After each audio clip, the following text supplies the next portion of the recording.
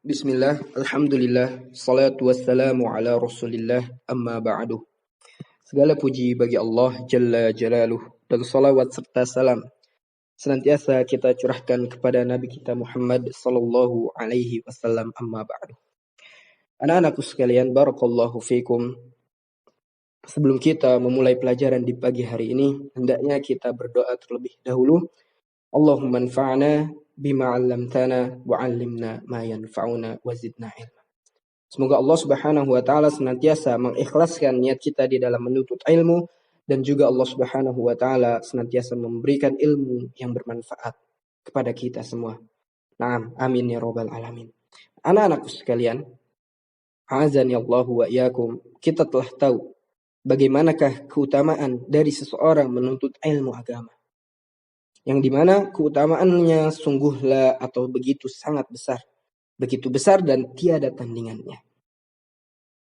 Maka dari itu, anak-anakku sekalian, dengan kita mengetahui keutamaan-keutamaan dari menuntut ilmu agama, yang dimana keutamaan yang begitu besar, ya, maka hal tersebut akan mendorong kita untuk lebih bersemangat, untuk lebih bersungguh-sungguh di dalam mempelajari dan mengamalkan ilmu, demi menggapai surga Allah Subhanahu wa taala, demi menggapai kebahagiaan di dunia dan di akhirat, yaitu dengan cara menuntut ilmu agama.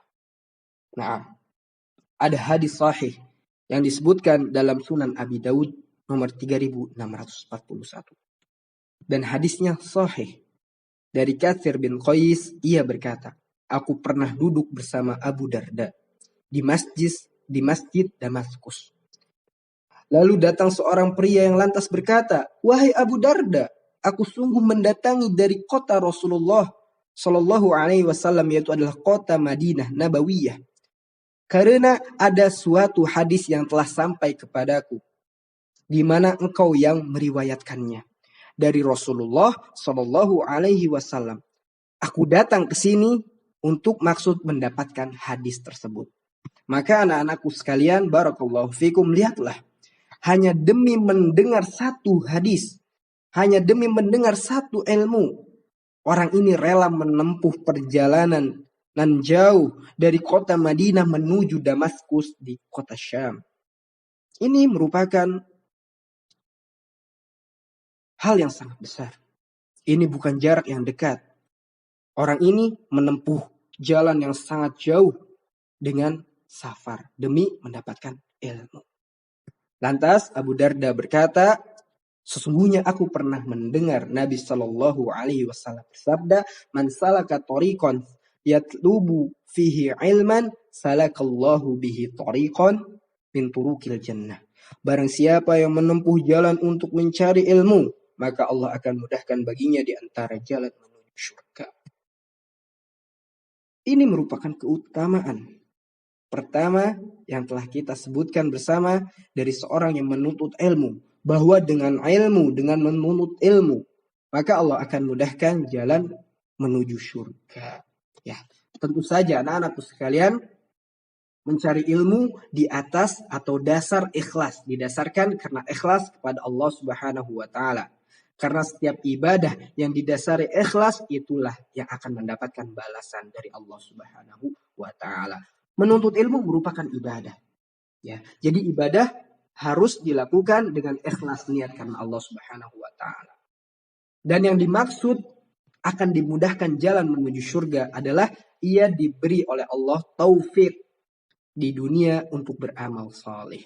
Sehingga dengan amalan tersebut, dengan amalan baik selama ia di dunia, maka ia akan mudah ketika masuk surga nanti. Atau ia dimudahkan jalan di akhirat untuk masuk ke dalam surga. Demikian keterangan dari Al-Munawi dalam Faidul Qadir. Kemudian anak-anakku sekalian, keutamaan yang sangat besar dari menuntut ilmu, ya, dari ilmu, yaitu adalah ilmu merupakan pewaris Nabi. Ya, jadi ilmu adalah warisan yang berharga bagi kita semua umat muslim, ya, karena ilmu adalah warisan para nabi.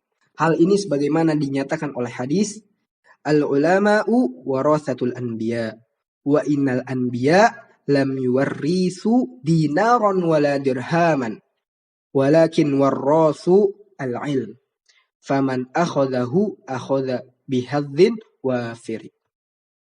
Para ulama adalah pewaris para nabi.